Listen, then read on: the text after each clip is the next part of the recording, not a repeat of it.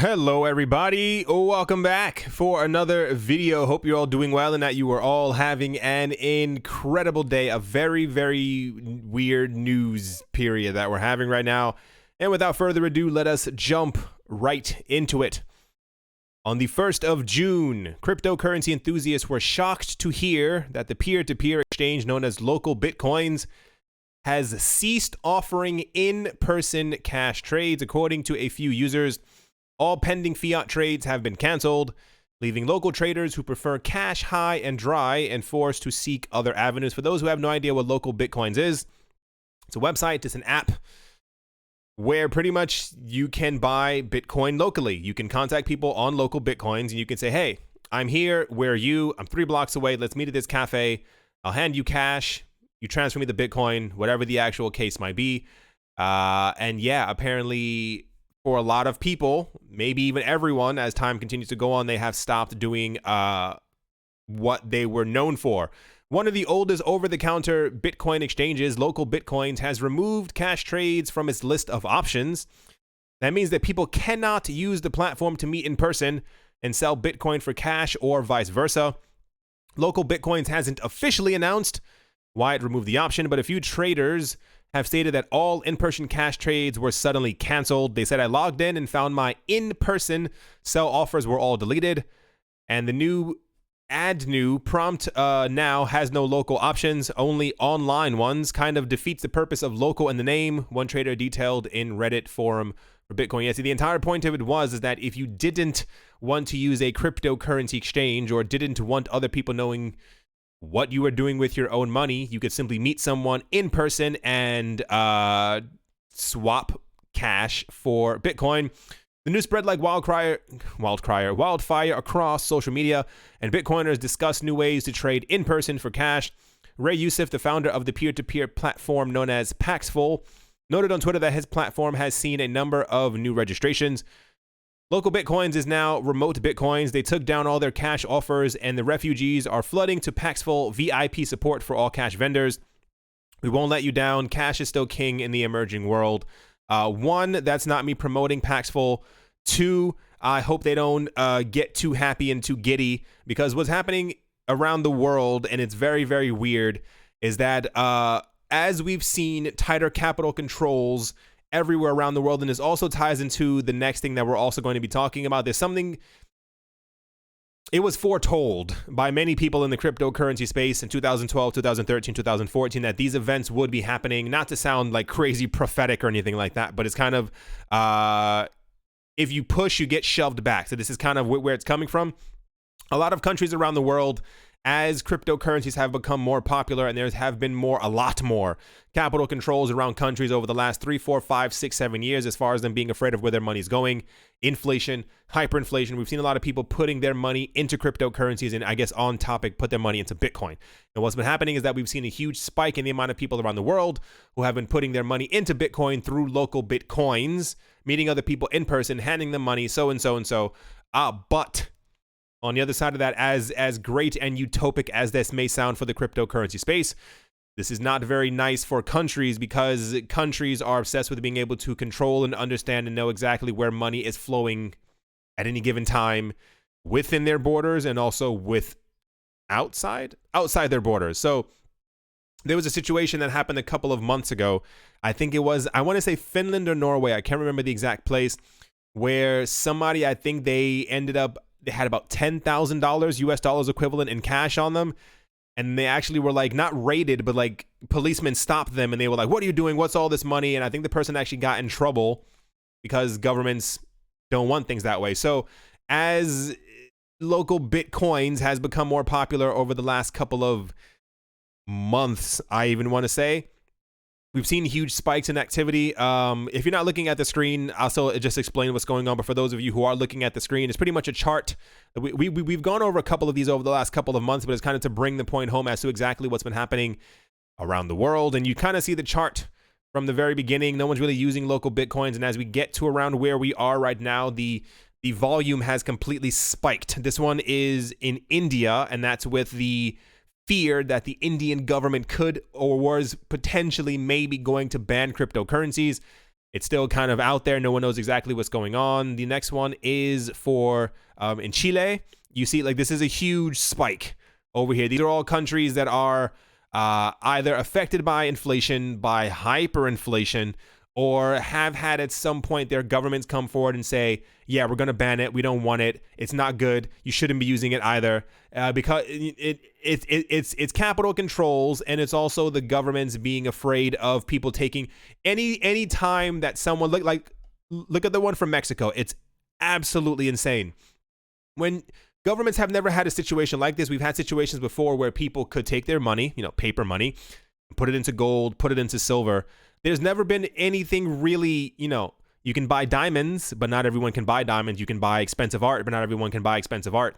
So Bitcoin and other cryptocurrencies are the first time ever, probably, at least in recent history, that we've had something like this where you can put your money into something. You can meet someone in person, put your money into something, get $10,000 worth of it, get on a plane, go to South Africa, and no one knows that you have any money on you. Like, you're not carrying huge amounts of gold that's clinking in your bag. So here's the last one over here. This is for Colombia. Like, you see, it's been a very large uptick the last couple of months, and governments don't like this, because even when we're getting, like, the numbers of exactly what's going on, these governments are, how do I put this into words? Millions of dollars are flowing back and forth between people because just simply because of local Bitcoins, and governments feel that they are missing out on not only figuring out where this money is going, where this money could go, but also they're not getting their cut. And in many countries around the world, anytime that a Bitcoin or a cryptocurrency passes from one hand to another, or some type of a transaction takes place, governments want to know, because they want their own slice of the pie, and that's not happening. So what I assume happened is, and the same thing goes for the next story that we're going to be talking about, there was something, I think it was in Denmark, if I'm not mistaken, I think it was Denmark about a month ago, where I think local Bitcoins was banned because of what happened, because of so and so and so. And I think a lot of other countries have also not been as friendly to it. There are a couple European countries. I think the States is not really paying attention to anything at the moment, to be fair. But this has been banned, or you cannot use this around a lot of places. And this is why I think also local Bitcoins was also talking about implementing like an anti-money laundering, know your customer type thing. And I was like, why would they be doing that? And then we got the news about what happened in Denmark. So I assume that regulators have been coming down hard on them. And this is why, their platform is pretty much done. My opinion. If you remove the entire point of local Bitcoins is to meet people locally and swap cash for crypto, and if you can't do that, it's just another cryptocurrency exchange. Why would anybody use that when they're trying to find an alternative? So this ties in almost directly into this right here. The decentralized exchange, or DEX, developed by major cryptocurrency exchange known as Binance, will block access. Here's where it gets crazy. To users based in 29 countries. The decentralized exchange informs potential users of the restriction via a message that appears when accessing the platform from one of its regions. The message appearing on the platform states, "It seems you are accessing Binance.org from an IP address belonging to one of the following countries: the USA, Albania, Belarus, Bosnia, Burma, Central African Republic, Democratic Republic of Congo, Democratic People's Republic of Korea, my goodness, Cote d'Ivoire, the Crimea region of Ukraine, Croatia, Cuba, Herzegovina, Iran, Iraq, Kosovo, Lebanon, Liberia, Libya, Macedonia, Moldova, Serbia, Somalia, Sudan, South Sudan, Syria, Venezuela, Yemen, or Zimbabwe." That's a lot of countries, and I'm not surprised that the USA is also in there, and I'll also explain that in a second. Here's the actual thing right here from the actual Binance website. The pop-up also warns about how trading and accessing the wallet interface through the website will be blocked for users with IP addresses from the aforementioned countries. Lastly, the message also links to a list of wallets supporting the Binance Chain mainnet, suggesting them as alternatives for holding and managing the assets. Binance has not replied to Cointelegraph's request For a comment on the move at press time, many in the crypto community characterize the finding as an indication that the DEX is in fact not decentralized. A Twitter user, they spoke about it, so and so and so and so. And I'm going to tell you exactly why this is all happening, in my opinion. I am not Binance. I don't work at Binance. I'm not financed by Binance. Get that out of your head. What I think is happening is, since the Binance decentralized exchange had been announced, people were like, it's not decentralized, it's not so and so and so. A lot of the cryptocurrencies that you hold, that you love and that you adore and that you hug at night also didn't start out decentralized. It takes a long time, especially when you are a company trying to make a decentralized exchange. You have to, I'm trying to use my words carefully because it gets me angry when people think that they can just kind of spout whatever they want about something that they have no idea about. It takes a very long time to make something that is decentralized and that is also secure. Do you know how many other decentralized exchanges we've had that have been hacked? Do you remember the DAO? Do you remember all these other things that all these other platforms were also creating that were decentralized, but they weren't, as the companies tried to step back as far as possible and say, live and let live, do as you will, and they were all hacked, they were all torn apart, no one's really using them anymore. There are very, very, very few decentralized exchanges that are being used, and I think it's simply because they managed to get away from whatever was being targeted by the other places. So, as it stands right now, decentralization comes down to numbers. A lot of people don't really understand that kind of, like, this isn't me standing up for Binance, but it's something that has to be said because I'm so tired of seeing people on Twitter or even other forums, even on my channel, talking about that something isn't decentralized. Decentralization comes down to mathematics. My goodness. People base their decentralization on numbers that they hear spouted out by other people. If one cryptocurrency or project has 1 million nodes, that's decentralized. That's wonderful. If another project has 25,000 nodes, people scream at the top of their lungs and say, that's not decentralized. This one has 1 million. Why doesn't your project have 1 million nodes? It's because they're relatively brand new. Anything that has about 5 different nodes does not have a single central point of failure. This is then logically, by the definition, decentralized. What's happening with a lot of other platforms, remember we had, a couple days ago, IOTA this entire time also wasn't decentralized. It's because it takes a long time to figure out the actual metrics. Unless you are a coder, a developer, and you can figure this out for them today, hush. Stop talking about it, because it's so frustrating that people, things that you have not created, things that you have no business talking about, they talk about it as if they created the project themselves, as if they own another cryptocurrency, and and as if their coin is fully decentralized. That's all I'm going to say on that. There are so many other coins right now that aren't decentralized at all. At all. And I don't mention them on the channel because it's kind of pointless. Like, remember all those coins? Remember a lot of the coins that like people love and people were talking about how cool they were, and they all had 51% attacks, but I just didn't mention them on the channel. The point is, they have announced before that it may not be as decentralized as it is right now because it just launched. As time goes on, it's going to become more decentralized. The last thing the people from Binance want is to create a decentralized exchange, have potentially 10, 20, 30,000 people around the world use their platform, and then it gets hacked, money goes away, and then it's a smear of dirt on Binance's face, and then no one ever trusts them again. So this is how things work in a world where we're trying to have decentralization, but it starts out slow. On the other side of this, for those of you who have been here for a very long time, the people from Binance have been attacked for a very long time from a number of countries, focusing exclusively at the moment on the United States of America. Binance was, I believe, located in 2018 in America. They got a junction or something like that, injunction, from, I believe, the SEC and the CFTC and some other government agency in the US, and told them that they were told to cease operations within the United States.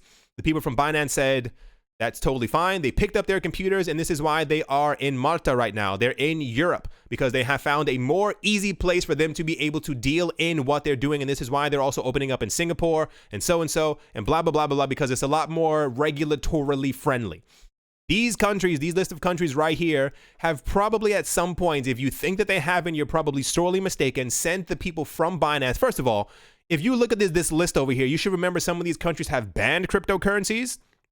their central banks have banned cryptocurrencies, or like the USA, they have something against Binance because they think that Binance should have to go through the SEC and the CFTC and the ABC and tell them everything that's actually happening. So I assume, as the people from Binance have said, no, we're not going to fall under your laws or your jurisdiction, or you can't ban us, or you can't say that the SEC has to have complete rule over us, we're going to leave. And this is why I believe why the USA is part of these 29 countries that are being shunned away from the decentralized exchange, because I'm pretty sure they were told, the people who are, developing the Binance decentralized exchange, if any of these countries are allowed onto your decentralized exchange without us knowing it, you will receive a subpoena, you'll receive a so-and-so, you'll be sued for millions.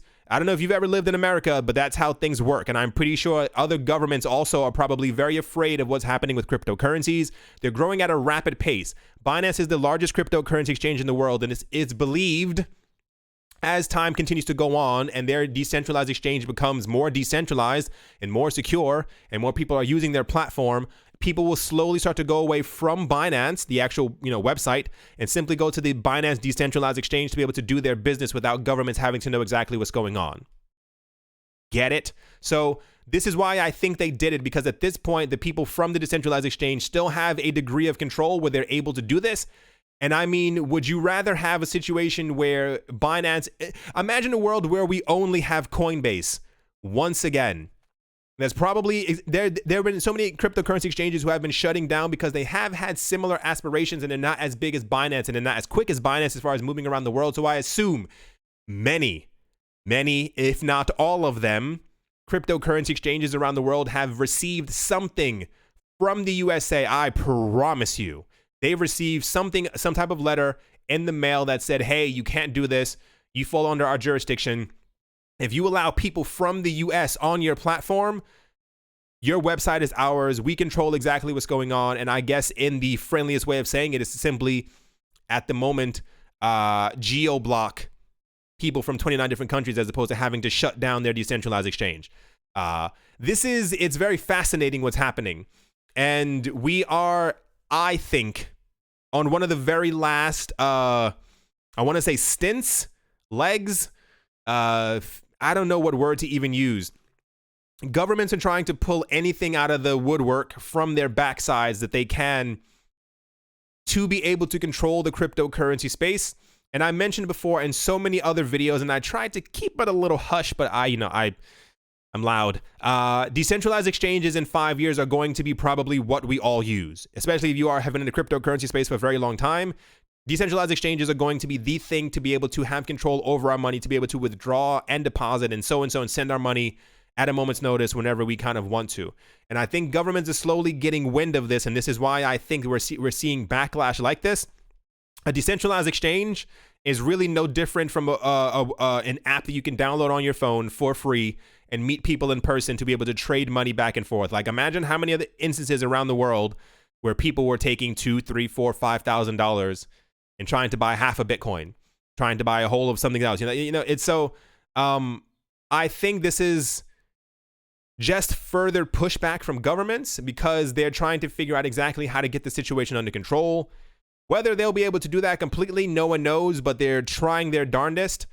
So at the moment, these 29 countries have been banned, as it were, from using the decentralized exchange. It's very sad, but you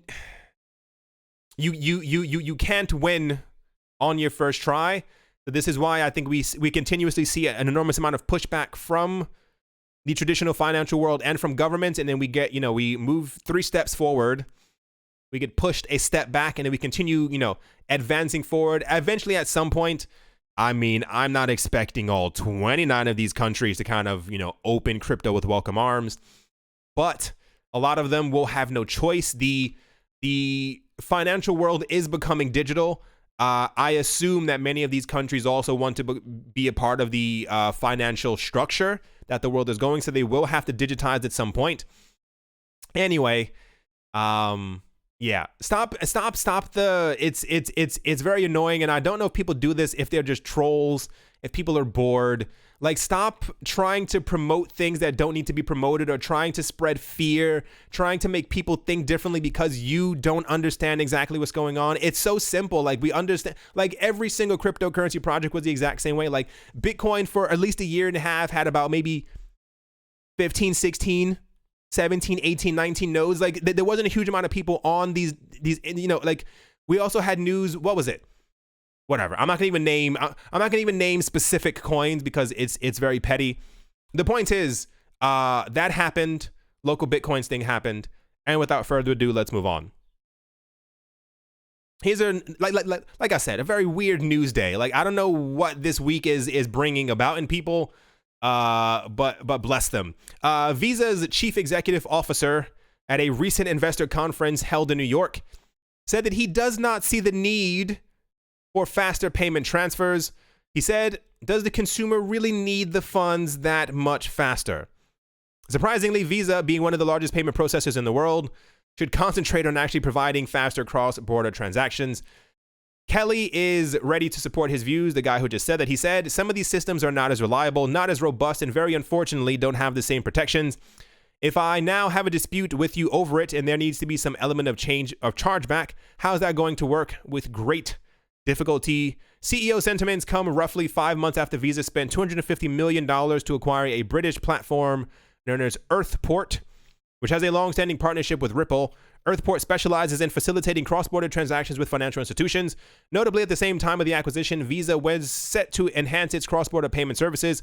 Earthport's customers include Bank of America, Japan Post Bank, Payoneer, Ripple, TransferWise, and Harper Wallet. I think that might be the weirdest thing to say. Do people need their funds and their money faster? There was also something like that a couple of months ago from, even last year, from the people from Swift. They were like, they didn't see a need for money to kind of flow around the world faster. They said they thought that the 3 to 7 day transfer for international payments was perfectly fine. And it's like, what world are you living in? I don't know if they say these things simply because they're trying to redirect attention to some other place, or they really believe that in their heart that people don't want their money faster. There's no reason. I was talking to someone before. There's no reason that I should be able to have a PDF for a book that's 1,300 pages. I can copy and paste it, put it into Gmail, send it to my friend in Asia, and they get it in about 18 seconds. It's a little weird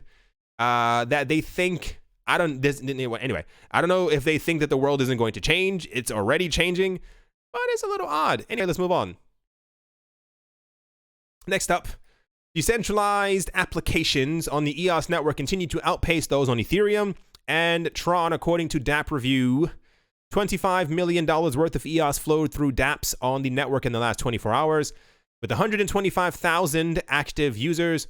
Meanwhile, 48,000 users spent 14 million worth of Tron on Tron-based dApps, while 18,000 users spent 9 million on Ethereum-based. That's not too bad. I mean, to be fair, we had news a couple of months ago that there were like, I think 150 people using some of these platforms. So, I mean, it's not a lot, but 18,000 and 48,000, that's still a lot of people for how few people we have around the world who are actually into the cryptocurrency space. I think the last couple of days, EOS has gotten a lot more attention, and I assume that when all this stuff ends up, especially the news that we had about a day ago from the EOS people, that EOS Voice is also going to be a thing, their new social media platform. I assume a lot of this movement is going to only accelerate on these platforms. Anyway, I mean, I think it's meant to sound like bad news or give EOS a bit of a leg up. I mean, to be fair, they are in first place, but that's still, I mean, for how slow that Ethereum is, can anybody else create an app that has $9 million flowing through it on a daily basis? Anyway, let's move on. Okay, weird. Okay, in an interview with Vanity Fair, actor Anthony Mackie, who will resume the role of Captain America in future Marvel movies, says that he checks his Litecoin app every day. He said, "I don't trust Bitcoin. Litecoin forever." I was hesitant on adding this into the video. I don't know why he doesn't trust Bitcoin. I don't know why one would assume that Litecoin forever. I don't know. I'm weird. I saw the news. I thought I'd talk about it anyway. Binance is once again in the news. Binance Coin, one of the largest digital currencies in the market, has already gained over 600% since it bottomed in December 2018. Although the crypto market has also bottomed as a whole, Binance Coin seems to be the best performing asset among the top 10. The virtual currency market is currently experiencing a fast growth that is allowing virtual currencies to reach the same levels they had a few months ago. However, there are some digital currencies that are performing even better than others. Binance Coin is one of the largest winners in the crypto space. Binance is one of the largest and most popular crypto exchanges around the world. Indeed, it has one of the highest trading volumes and trading pairs. Although the company was attacked a few weeks ago, it remains one of the most recognized platforms in the market.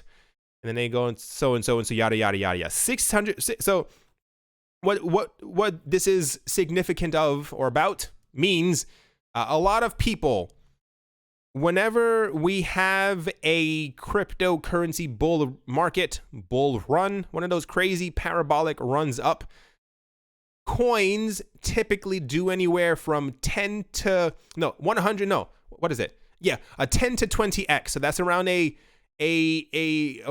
1,000. No, anyway, point is 10 to 20x in price from where they were before. Binance Coin, while other coins are still down, Binance Coin has already passed its all-time high previously that it had before. And this is where we get these really weird numbers for Binance Coin. A lot of people think that Binance Coin could potentially, no one knows, end up hitting around anywhere from $250 to like $500 during the next bull run, which would be completely insane. A lot of people, like mega corporations as well, I'm pretty sure they're also buying it up, my opinion. A lot of people believe that Binance Coin is going to be like significant as far as like being like the next Amazon. I don't know how true that's going to be. I mean, I assume Binance will be around for a very long time, but 500 to 600% in the last couple of months is completely insane. I hope other coins end up doing that soon. That would be great to wake up and Bitcoin's up by 600%. That would be kind of nice. Anyway, to kind of finish things off, Algor, a prediction market platform, released an update on its ongoing development. Using its token known as REP, Algor offers a decentralized marketplace where anyone can create a bet on the outcome of a future event, according to the report. They said a release with a new algorithm for a liquidity sort will be coming in the next few days. I kind of feel, not that I feel bad for Algor. Algor was a very large platform in 2017. People thought that Algor was actually going to be one of the largest coins in the cryptocurrency space because we had a lot of interest from people who were looking to have to predict things. People were betting on things. It's like, I mean, they call it a prediction market. It's kind of just a betting platform where you can kind of bet on anything. You and your friends can go there and bet on something, and you bet in Algor. But it never really took off, and I think that was pretty much because of the downturn that the market experienced. I assume Algor will come back at some point. It's just not a coin that we really hear about as often anymore.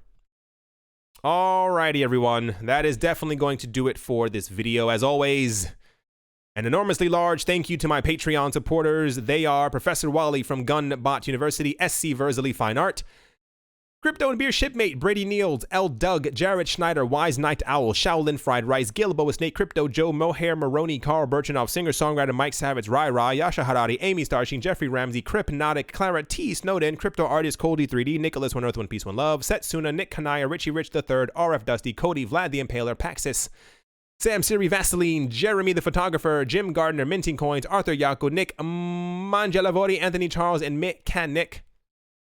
Thank you all very much for your support. At the moment, market's doing what it's doing. Bitcoin's down a tiny bit. Kind of is what it is. Hope you all enjoyed. Like I said, it was a very weird news day. I think it's just kind of where we are in the cryptocurrency space. I mean, at least it's nothing like bad. It's just kind of really odd and weird happenings around the world.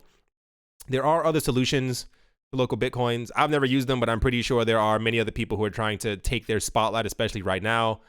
Like I said, at least it's not bad news. It's just kind of why our government's doing this news. Thank you all once again for watching and listening, and I will definitely talk to you all soon. See you.